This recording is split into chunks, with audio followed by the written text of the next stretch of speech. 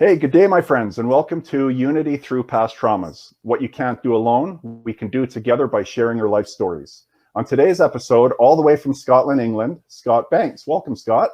Hi, welcome everybody. It's nice to be joined. Yeah, And yeah, it's pretty late over here. It's 8 p.m. over here in the UK, but it's very cold, but we're getting there. yeah. Well, Uh, what's the temperature today? the temperatures today, I think it's like maybe minus one, minus Okay, two. well, it's minus 30 here today in Western Canada. Oh, really? Yeah, Minus 30 in Western Canada. Oh, yeah, really? right now, yeah. So before we get started, I'm going to share a little bit about your background. Yeah, no Um, problem. So Scott's an ambassador for the mental health media in UK. He has a peer support page on Facebook for mental health support. And he's also, which is super awesome at a young age, because I believe you're 23, you're a newly self-published author about your life story, which we're going to get into now. Absolutely amazing. Yeah, it's been like the last few years has been fantastic. Obviously, I've always suffered from mental health. From the age of 8, I was diagnosed with ADHD, Yeah, and I think I was always like could never sit still in class. I was always getting put out of class at like primary school, and yeah, obviously growing up with ADHD young, I think that was hard. Obviously, looking back, I just think the teachers didn't know what to do, or like they yeah, just looked at me as badly behaved and seen me as loud and yeah, seen me as destructive. But looking yeah, back, I understand it was my anxiety and it was just getting worse. yes, Um, but yeah, like in the last few years, yeah, I've been doing a lot of different kind of things for mental health. Obviously, yeah, promoting my own story and stuff like that. I've self-published a book on Amazon. yeah, Uh, I'm an ambassador for Mental Health Media and Events UK, yeah, Inspire. I've also worked with two mental health charities over the last 5 years and done peer support and stuff like nice. that. So Really? yeah, So you've been really giving back at an early age. And that's what, I know when I seen you commented or something on a post of mine, not too long ago. And as soon as I seen it and I clicked on your recovery page and I seen what you were about, I'm like, holy crap, this man is 23 years old and he's giving back in such a huge way. When I watched that video, because you had a professional video done, and yeah, it was amazing to see that. But before we get into your life story, on the struggles and challenges that you had, where you and I both were a part of that same club, unfortunately, uh, yeah. the ambassador for Mental Health Media UK. Do you want to explain a bit about that? Yeah, so basically, I got asked because I've obviously worked with two charities over the last 5 years for mental health. I got asked to become an ambassador for a company called Inspire, which is in the UK, and it's just promoting positive mental health through media, magazine, and digital newspaper. Oh, So they released September's digital newspaper about Scottish hope and the importance of hope and recovery and stuff like that. And they also asked me to be an ambassador for their charity. So yeah, I got the opportunity to do that. And it's been great. Obviously, I run my own Facebook page, Scotty's Recovery and Hope site. And obviously, there's a lot of people involved in that as well, and a lot of great admin and a great assistants that help me on that page. yeah. But yeah, being an ambassador, I suppose it just gives me the authority to give back and stand up and say to people what I believe in and things that I believe in that should the way it should be like with the system and stuff like that over in the UK, the way mental health is treated and the way the stigma and that people still face day in day out. I just feel like because I can talk and that's maybe one good thing I got out of having ADHD. I think that it's Yeah, time for people like myself who've got lived experience to stand up and speak and share and tell people how it is to feel and how it is to live every single day with a mental health problem, a mental health condition. yeah. And that's it's funny when you say that because you can talk. When I go on a podcast and people are asking me questions, I'm the exact same way because my ADHD, we just kind of go on. But it's great information. We're not afraid to talk and we get things out, which is why I see it as a gift today. Yeah, I see it as a gift to giving it back. I think over the last 10 years of having mental illness and stuff like that and Yeah, trying all different things, I think mentally, spiritually, and yeah, physically, I think now that it's my time to give back and obviously yeah. getting to share my recovery and my experiences, as long as I can help one person, then I know I've made a difference. And I Yes. suppose that's the rewarding thing about it, and it's all self-funded. Like, I've never been paid for anything that I've done. Everything that I've done and put back into mental health and with psychiatry, psychology and services and third sector services, it's all been voluntary based and it's all been unpaid. So yeah, Nice. it's been pretty rewarding and pretty quite good. But obviously Yeah. it's been difficult as well. Like, at the end of the day, I always say to people that I'm in recovery. I've not recovered, and I don't think I'll ever recover. I think I'm in recovery each day, and I've been sober now for the 29th of December for last year. So Yeah. this year I've not had a drink, but I just stay in today just for today, Yes. as in, like, who knows, next week, who knows, do you know what can happen? Yeah. But Yeah. I just think Yeah. to keep myself grounded and stuff like that, I think it's just one day at a time. And I feel Yeah. like if I can help one person per day, then I'm making a difference. Yeah. And you know what? You and me are so much alike, because that's my motto or slogan as well. It's just, if I can help with the post I do, if I can help one person today, then my day, I've completed my goal for that day. If we help more than one, that's a bonus and amazing. Yeah, that's But it. it's making that difference for one person that day to turn things around. And you and me are a lot alike that way. Yeah, sending positive messages and positive vibes to Yes. people and Yeah. telling people that it's okay not to be okay. Like, people do Yes. have bad days, and it's okay if you're just struggling to get out of bed and stuff like that. There is places and there is people out there that are willing to listen. And obviously there's a lot of support now on Facebook, and obviously I've set up one support services, all voluntary based, unpaid, in Scotland and England, well, UK. But hopefully, you never know, it could end up worldwide. I would like to think that one day I would be doing talks all over the world and sharing my experiences, and that's the aim of the game type thing. Yeah. Yeah. Well, those are awesome goals to have. So if you want to, I guess my show is talking about our past traumas, and traumas can come in any level. It doesn't have to be extremely severe for some, but your trauma that you went through, if you want to talk about with your mental health issues that you had as a child, what it was like at school, how you were treated, if you want to give, if you want to share about all that stuff. I think my journey started when I was about 8 years old. So it was primary 1, primary 3. I was about in childhood primary school. And obviously I was always like, couldn't sit still in class. I was always getting put out. All teachers were always looking at me as badly behaved and stuff like that. So obviously I got assessed by the school psychology department and stuff like that. And then they diagnosed me when I was 8 with ADHD. And they tried to give me different medication and stuff that made me feel funny, and I didn't want to take it, and I felt different from everybody else. And I think looking back at the school, they didn't. I just think they were uneducated. It's like these teachers and the people who were worked at the schools, they didn't have any qualifications in mental health, and they just seen it as a behaviour problem rather than a mental health problem. And it was just like, oh, you sit in the corner, or there's like, you're not going out at lunchtime or whatever with your friends because you've misbehaved. But looking back, I think, no, I was suffering from a mental health condition, and obviously it was hard. It was very hard. And then growing up through primary school into high school, I suppose I got isolated from everybody else because I was seen as obviously loud and couldn't sit still in class and destructive and stuff like that. So yeah, it affected me massively up till I was about 15, my ADHD. And that's when it led on to obviously more like depression, anxiety, borderline personality disorder, and obviously things like that. So for that to start happening, when that started happening for you, for the anxiety and depression, because like myself, I think I remember as early, even young as a child, we find addictions. For me, it was video games at a really young age. And then for me, it was also, I started to steal just for the rush, to not feel those emotions of what we went through. For me, it was self-medicating with diazepam and self-medicating with cannabis and smoking and drinking and not going to classes and not turning up to school and stuff like that. But yeah, looking back, it was just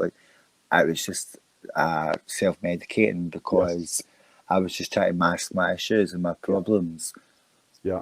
Because I started around 15, actually, and I shared that on another podcast. When I was 15, I tried marijuana. It was the first time in my life I wasn't feeling the pain and suffering from all that I've been through as a child. Yeah, definitely. So, looking back at those years, it blows my mind, because for me, it was 35 years ago, when I was in school at a young age. And to hear that you were going through it, well, how long ago? 12, 15 years ago? About 12 years ago. And there was still no awareness really, even at your time. Then, Because I'm 40, and I'll be 42 right away, and you're 23, yeah, and it just blows my mind. I think now, like, I've only ever seen in the last few years, like, there's things to start to change. Like, there's no awareness, and I think there's so many people out there in the world and in the UK that are so uneducated, and they're in the profession that they're in, Yeah. maybe for mental health or psychology or the NHS or whatever. And I think they just read out a book, they've got no lived experience, and if they just obviously look at you as another number or see you as some like a bit another patient, where I think at the end of the day, yeah, there needs to be more done about this. It needs to be spoke about. It needs to be mandated. Mental health should be spoken in preschools, in high schools, in colleges, in universities. It should be spoke about. It should be made feel that wherever you are in the world, that there is people there you can speak to, and obviously share your experiences and share obviously what's going on, your traumas and stuff. And just to Yeah. know that you matter, like you've got a purpose in life, I suppose, is the main thing. Do one thing Yes. for yourself a day, I suppose. That's what I try and say to myself, that if I can do one thing a day for myself, is try to get something to eat or get a bath or just get out of the house. One thing a day for myself. It does make my mental health a lot better. Yes. Definitely. When we start focusing on our nutrition as well and what we're putting into our body, definitely it's just a part of the pie, to be successful like we are today in our lives, right? For what we went through. But when you Yeah. think back, if there's other mothers watching, or fathers, parents watching, and, their child has ADHD, they can't sit still. When you think back to your childhood and what you went through, what were some of the feelings and emotions that you went through all those years?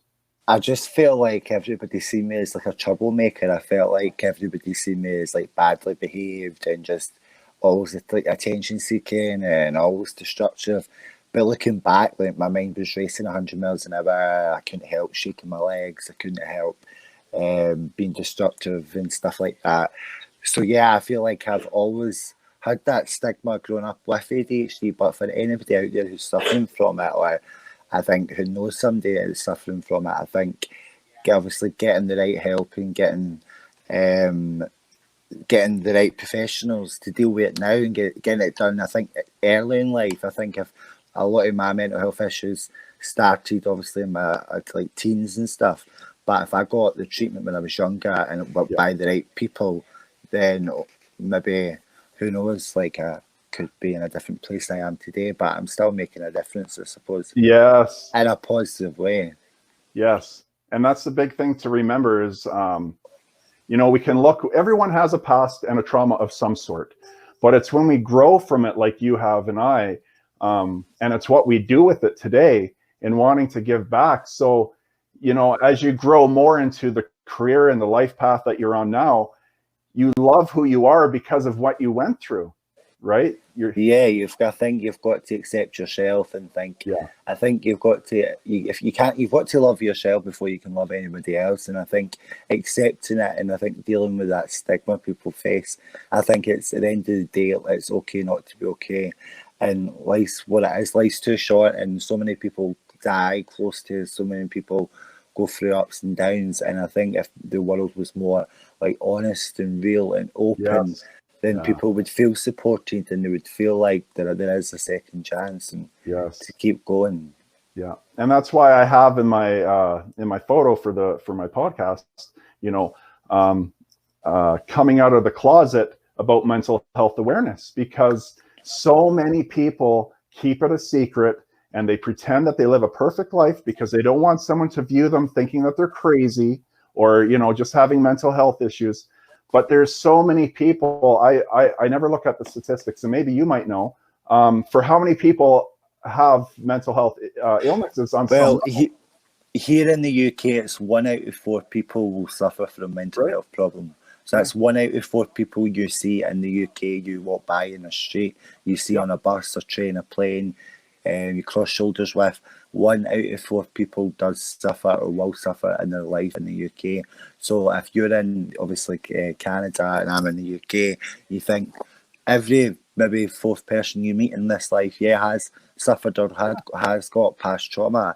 And I think the more and more we speak about it, and the more and more we do campaigns and we speak up and stuff, then that's when people start taking things seriously, and we get feel like we're supported and we're listened to. Yes. And nobody feels judged, and people feel like they can talk about what they went through and stuff in their past, so that they can accept it and move on and start to love themselves a bit better in their future. Yes.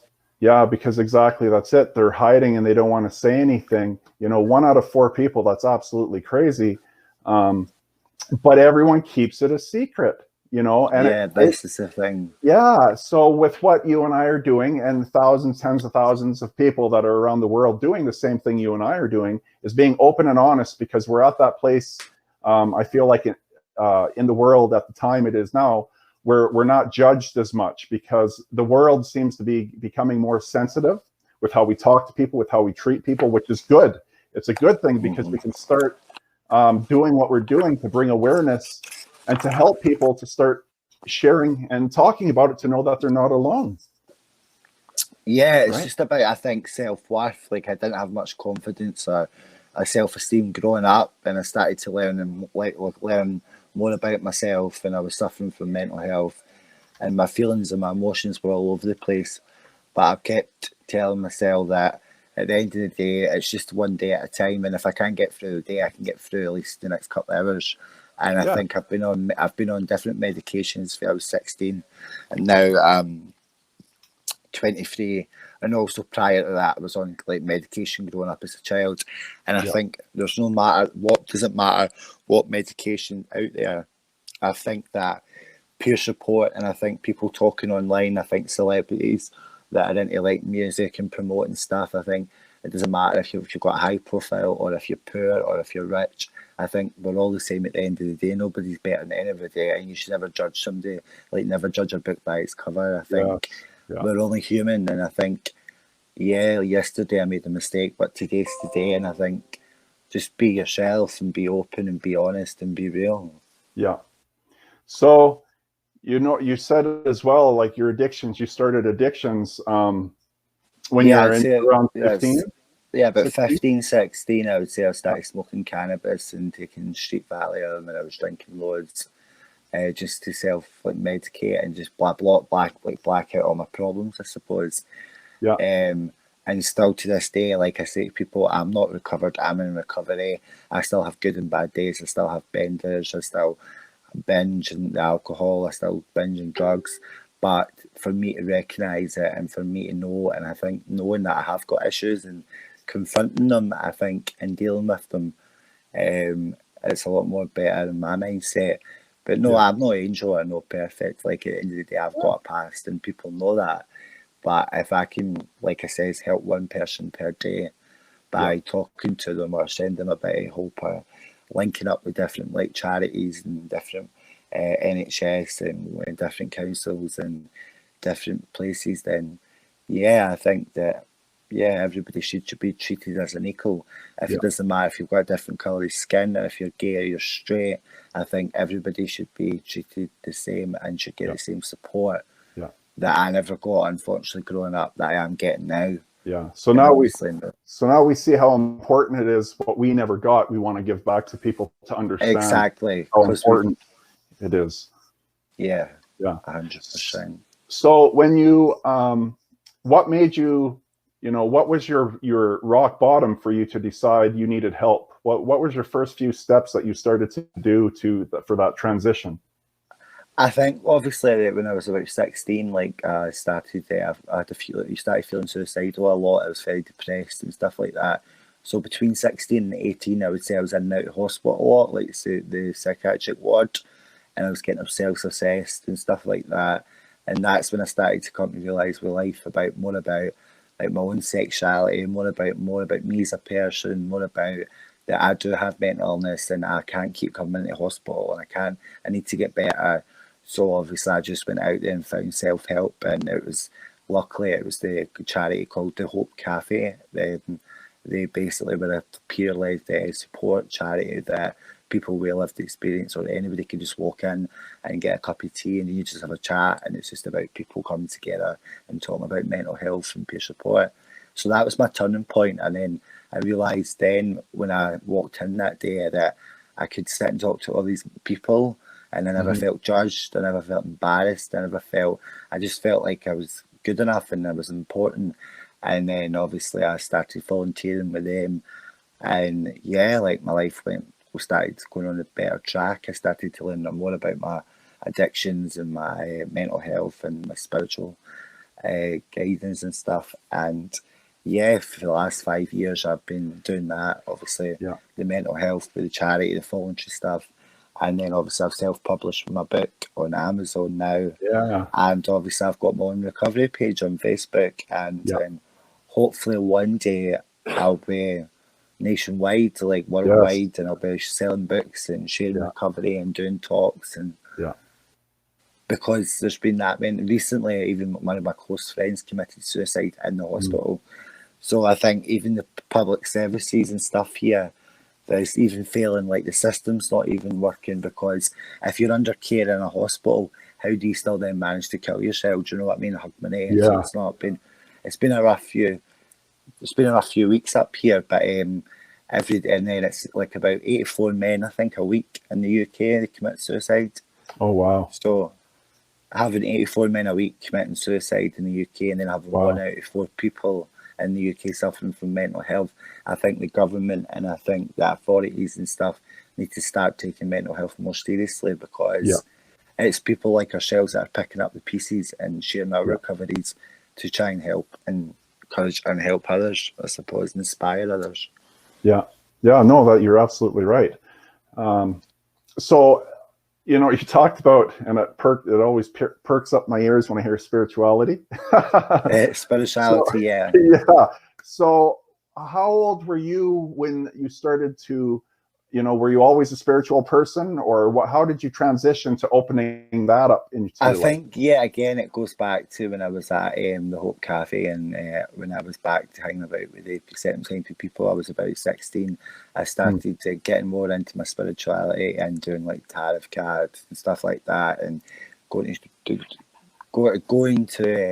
mediums and going to different shows and like having one-to-ones and feeling like the higher power as such. I'd say from about 16 and 17 I got into it, and I've always had this gift, I would say, that I've always been told by people that I am quite spiritually, and I've got this good vibe about me. And so yeah, I've been into that I was about 16. But I've always felt like I've always been spiritual, or I've always had a higher power, or I've always felt like there must be a different life to this. Yeah. The one we're living in the now. Yeah. So when you put yourself into recovery, what recovery did you start to go into for yourself? So for my recovery, I was probably between my 20s.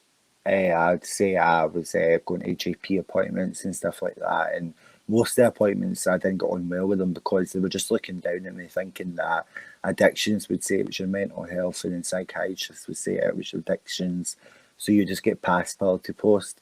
But for the last good maybe 4 years, I've had a good psychiatrist, and I think for me, just finding that, for me, it was obviously self-help. So it was just going to different charities and going to a good psychologist, psychiatrist, engaging with appointments, and just being open and honest and actually talking about maybe like the root of my problems. And then obviously I've been on the right medication for a good 3 years now, so I've kind of got like a stable balance. But for recovery, obviously, I've been to like drug and alcohol recovery centres and stuff like that. And yeah, there's fantastic people out there that are willing to help. But just for, like I say, just for today, I don't say to people, oh, I think I've recovered from smoking cannabis, or I've recovered from mental illness, or I've recovered from alcohol abuse, because I feel like I'm always going to be in recovery. I'm 23 now, and I feel like who knows where I could be or what I could be doing next week. So just for today, I'm just going to stay sober and just try and give back to the world and help other people. It's much easier when we just focus on today, and not even just recovery, just when we start visioning or thinking things about the future that aren't even here yet, what happens? We're building stress and anxiety into our lives. When we do the most and the best we can and focus just on today, because today is all we have, like you said. Life's too short. Like one day you could be sitting here, the next day you could be gone. Yeah. So. And how much easier is it to live like that? It's so much. I just think, living with the mindset that it's just for today, and life is too short. It's a good feeling, because you think, well, do you know what? Take risks and do things and push yourself out your comfort zone. And well, obviously, I've been like 2 years ago, I went traveling. So like for me to travel to Thailand for a month at a time and travel around the world and do all that different stuff, I always had to manage my mental health day in and day out, take medication and stuff. And people think, oh, he's on holiday, he's living the lifestyle. But at the end of the day, behind the scenes, I'm still having good and bad days, still suffering depression, anxiety, still. So it's every day is different in my recovery. But if I can make it, then anybody can make it. I believe in that. At the end of the day, we should all be treated the same, and if it's whatever, I just think each to their own. The biggest thing for me is like just not judging anybody and just taking people at face value and just listening to people, and rather than reading out a textbook or going to university or whatever, I would rather just be real and open and honest and speak to people and get down to the root of the problems and be open about my past as well. That and don't brag about it, but at the end of the day, everybody's tried things, and obviously I've had a lot of drug and alcohol abuse and suicide attempts and stuff like that, but I got through it. And the thing is, I find it's just finding that hope and just finding that balance and structure, or just finding that person. It keeps me going. But it's just for today. That's all I can probably say to people, that just do one thing a day for yourself and just be more kinder and more accepting of yourself. And put yourself first rather than putting everybody else first. That's what I've realised in life. I think growing up in life, I'm only 23, but I think I've had 3 relationships with 3 different people in the last 4 years, and they've not worked out due to mental illness and stuff like that. And I would say to anybody that, no, if I'm going to do something, I'm going to do it for myself. Put myself first, and if I can do one thing a day for myself, then I can do it. That's good, It's just a day. It's just a day at a time. And Yeah. hold on, like it's true, like they do say, hold on, pain ends. Like hope, there is hope at the end.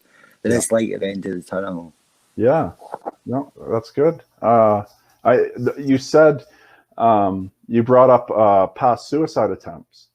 So I think at my lowest. It's important for people to understand this, for what we go through as children and how that stored energy of hurt and pain that we've never worked on, that we went through on that level of trauma, it brings us to this point from the anxiety and depression.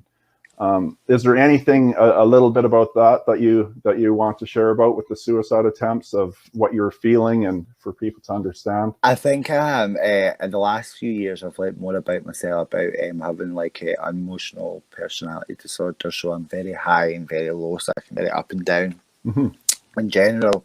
But looking back, I think at my worst, I'm just sitting on the edge of that bridge on the trains, like train tracks, and watching the trains go by, and just thinking like I've got nothing, and just feeling hopeless, and I couldn't see any like positivity. I couldn't see any hope at that point looking back.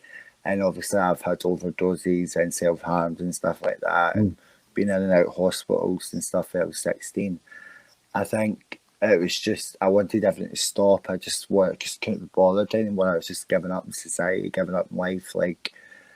But I suppose when I hit the points in my life, obviously it must have given me another focus to continue what I'm doing. And it's quite hard to look back and stuff, like past traumas, like the suicide attempts and stuff, because that's when it makes it feel really real. And I think I'm still 23 now, so it's been, the journey's been it's been like a roller coaster. It's been very up and down. Yeah. But you will get to a level where it's flat. Trust me. It took me a long time to get here from that bumpy road, because now you're leveling out, right? And a big part of that as well is the spirituality, is truly connecting to who we are to help you now, guide you in life. I know one thing you mentioned as well, which is very important for people to know and understand, is learning new tools and gaining new knowledge by reaching out for outside help. How important was that as an impact on your life when you started going through therapy? Yeah, like obviously engaging with different first like sector services, charities, engaging with psychologists and psychiatrists.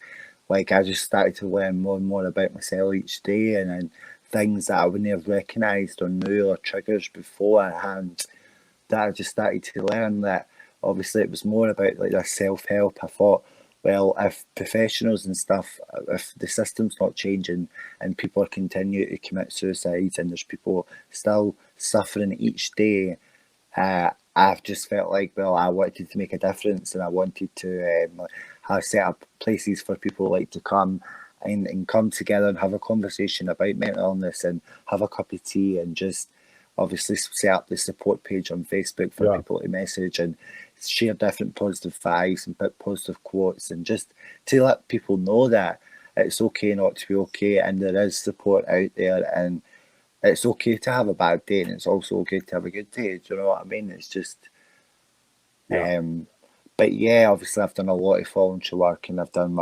published my book, and I've obviously got, obviously future plans, I hope, to maybe make like a more like a movie, or more like a video movie type thing as such.